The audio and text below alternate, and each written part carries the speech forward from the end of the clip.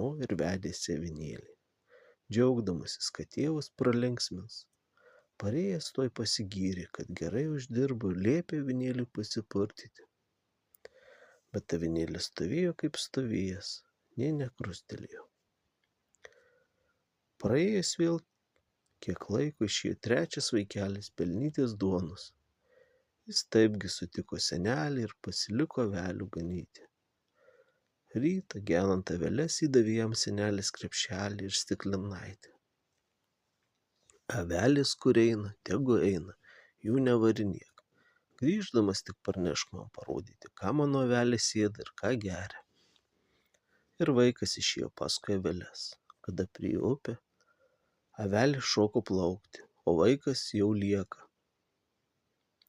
Tada vienas avinėlis priėjęs sako: sėsk ant manęs, aš tave pernešiu.